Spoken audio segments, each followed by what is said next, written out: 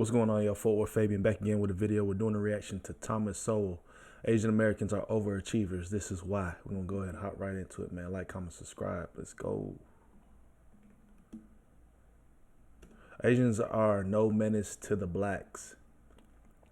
They could serve as an example to blacks. Bill Cosby once suggested. He told some black students that they'll always get A's. That's why they call them Asians.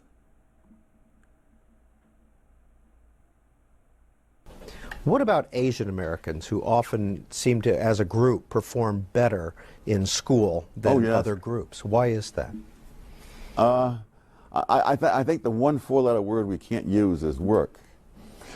And they just work. I mean, I remember when I was teaching at UCLA and I had to go on a Saturday night to the research library. And as I looked around, almost everybody I saw was Asian American.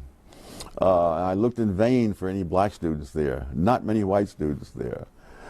So the following week when I go to class and I find the Asian Americans better prepared, there's no real mystery to it to me. They work. You say the Chinese succeed because they outwork everyone else. Oh, yes. Is it that simple? In a sense, yes. That if you put in enormous amounts of work, you're going to have a tremendous advantage over people who don't. A study was done in San Francisco schools to show Asians, blacks, whites, Hispanics, and how they score in various fields, and mathematics in particular. And there were vast differences, for example, between the Asians and blacks in terms of how many got high math grades. What struck me was that for both the Asians and the Africans, the number of hours that you spent working or doing homework in math was almost identical with the same percentage who got high grades in math. So that whether you're black or Chinese, if you spend an awful lot of time on the math, you're going to be doing better than the person who's not. And although there were great disparities, the disparities were differences in how much time you spent on math homework. Well, then conversely, Dr. Sowell, are you not saying that groups who do not overachieve are groups who don't work hard enough? Sometimes, but sometimes the government itself makes it impossible or very difficult for groups to work hard enough. The minimum wage law is one classic example. Occupational licensing laws are another. Insofar as the school system fails, those groups that don't have an independent educational tradition are lost. Whereas if you have that independent tradition, even if you go to a bad school, if the parents can help you, if you get the maximum that you possibly can from the books and so on, you still may achieve quite a lot. So it's a combination. It is the culture, but at the same time, insofar as the society puts barriers, particularly the government, which has tremendous power, and supplies education and other kinds of things, insofar as they do that, they make it tougher for you to do it. Well, do you suspect that you may be guilty of de-emphasizing the effects of racism in that pattern? There's always, everything is a possibility. But as I look at the data, I don't find any correlation between the degree of racism and the degree to which groups advance. That is, if you look at the history of the Chinese in Southeast Asia, the hostility they have encountered there will compare with any hostility blacks have encountered here. There have been a number of occasions in the history of Southeast Asia where the number of Chinese killed in a few days exceeded all the blacks lynched in the history of the United States. So they are enormously hated. What about Jews? The Jews, of course, the same thing has happened with the Jews numerous times. Thousands killed here, thousands killed there, and of course under the Nazis, millions killed. The groups, incidentally, which have suffered the most violence, and I use that as one index of group hostility or racism, those groups have typically been middleman minorities. The Chinese, the Jews, the Armenians, the Igbos in Nigeria, 30,000 of those were killed in massacres just within our time. And yet I don't find any correlation in the long run between the economics and the political hostility. All right, let's get back to the primary criticism of your book made by a writer I really respect, William Raspberry. So basically the bottom line is, hard work beats talent when talent don't work hard. I think 75 to 80% of his argument was due to the fact that Asian Americans just simply get into the books a whole lot more than a lot of the other races, right? The dedication to it, of course, tied into their culture,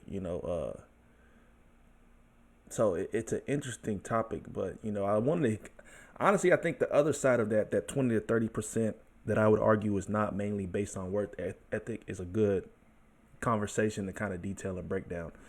Indicated columnist. He says that you make these points, but you don't say what we should do. What we should first of all do is understand what does and does not work. I don't consider myself to be a policymaker, despite what the media may try to say. I consider myself to be someone who tries to supply facts so that those who do make policy will know what they're talking about, as they usually do not. Yeah. Now, speaking of what But I mean, given the fact that they're going into being a policymaker without any, legitimate facts, what's to say that they're going to adhere to any real information that is exposed or any facts that are actually put on their table? You know what I mean? Same with the media. The media is going to run with a certain narrative that gets more views and clicks versus the things that are actually factual, right? Why? Because the return is greater, regardless if it is moral or ethical at all. the media says, you have stopped giving interviews for the last couple of years. Yes, I should have stopped many years before that, actually. Why do you say that?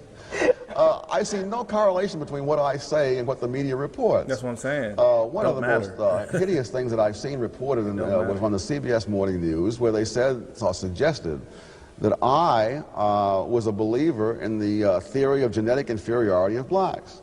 Now, I have been arguing against that theory for more than 10 years, and I don't know how many books, how many articles, and how many lectures. This was so well known that British television tried to arrange a debate between Arthur Jensen and me. I don't know why the word got to London, but it never got to Washington. So you have been wary, to say the least, of the media. I think that's an understatement. Let me quote to you again, Wealth, Poverty, and Politics, quote, "Without the cultural prerequisites for developing natural resources into real wealth, the raw physical resources themselves are of little or no value," close quote.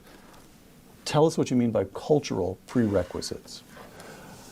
Partly, that would be simply the knowledge of how to use things.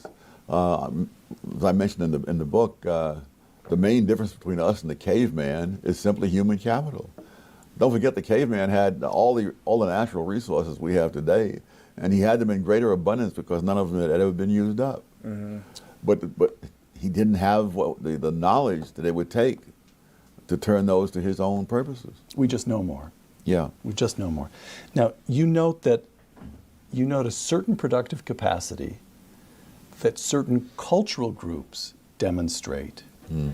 And you can see them because they demonstrate the same, let's call it industriousness, as they disperse to different parts of the world. Yes. Germans, Chinese, Lebanese, Jews, Indians, quote, "The productivity is a matter of culture. That productivity is a matter of culture is shown by how many groups have arrived in various countries far poorer than the existing population and have nevertheless risen above the economic level of those who were there before them," close quote. Mm-hmm. Let's just choose, you name a lot of groups, it's a big book. Let me just toss one at you and see how you do. The overseas Chinese. Oh my goodness, the overseas Chinese settled largely in Southeast Asia. Many of them came there with little more than the clothes on their backs. There was one Chinese millionaire in one of the countries who had in the foyer to his mansion this stick with a little cloth thing tied to it, because he walked into this place with that stick, all his belongings, and this little cloth thing tied to his stick over his shoulder, and he took off from there. All right. The Jews. Oh my heavens, that's been in so many places. My gosh, the Lower East Side of New York, one of the most terrible places when the Jews landed. The poverty and squalor is just unbelievable.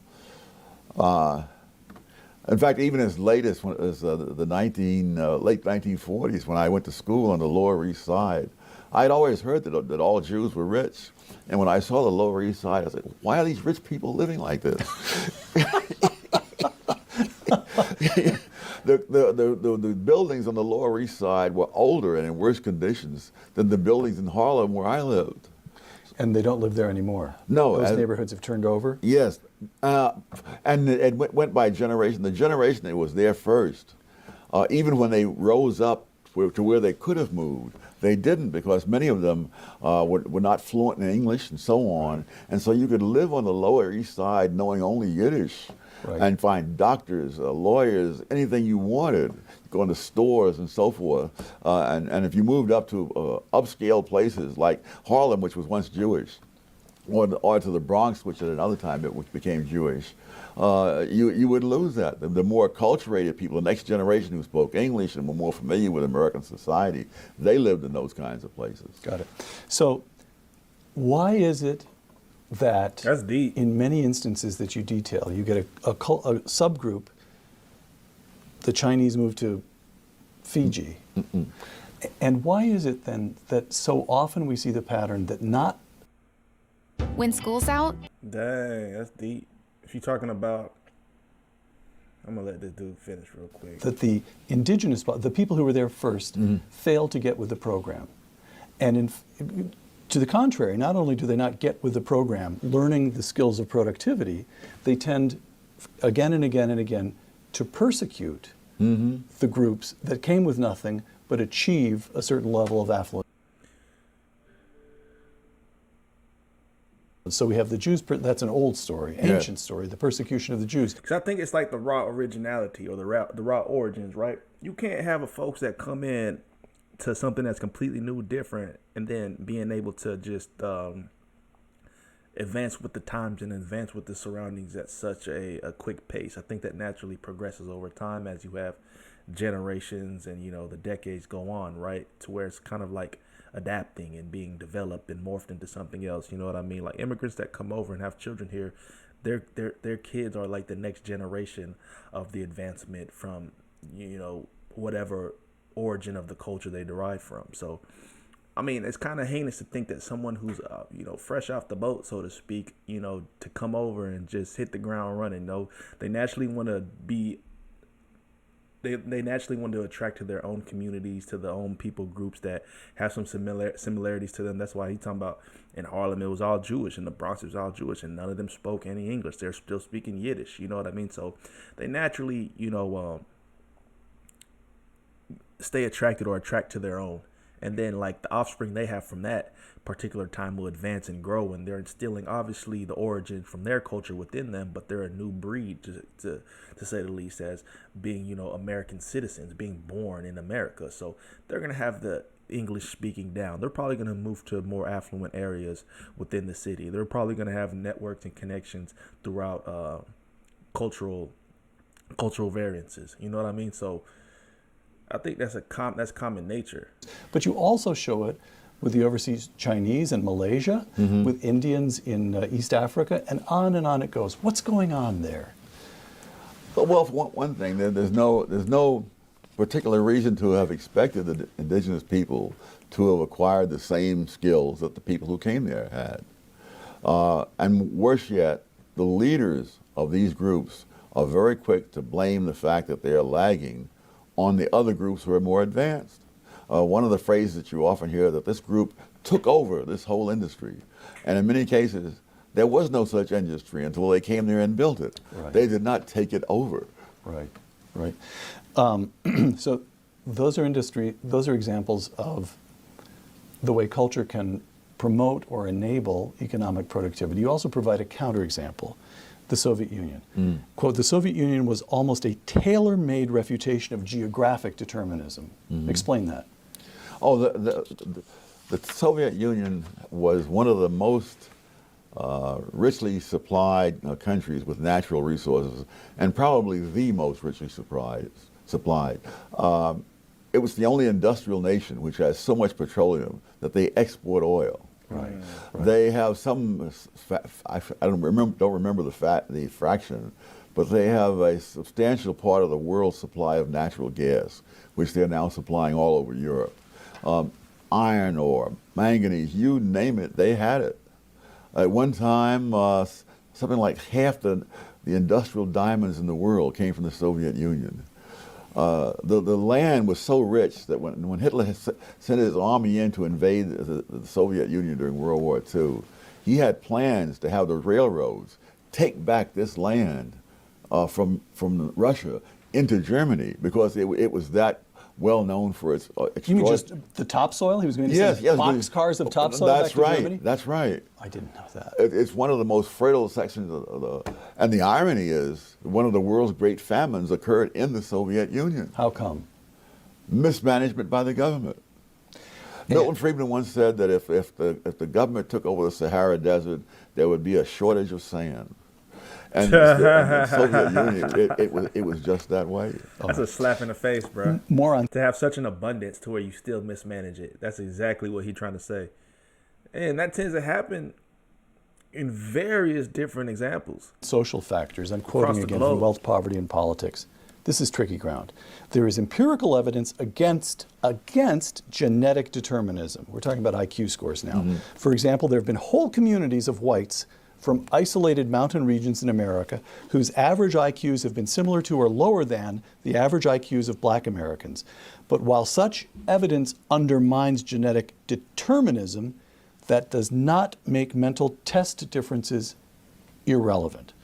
So we're not genetically determined, but disparities among ethnic and racial groups are still worth noting, still consequential. How do we put this? No, you're seldom hiring a whole group or admitting a whole group to college. What you're doing is judging individuals.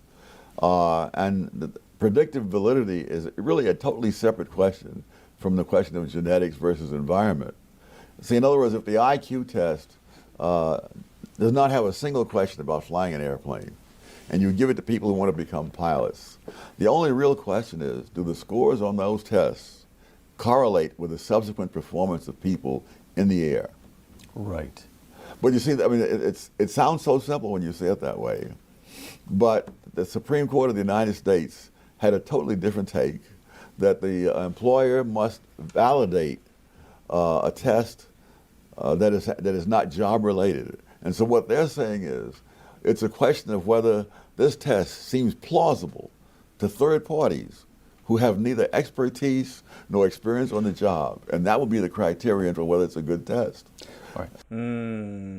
This dude deep.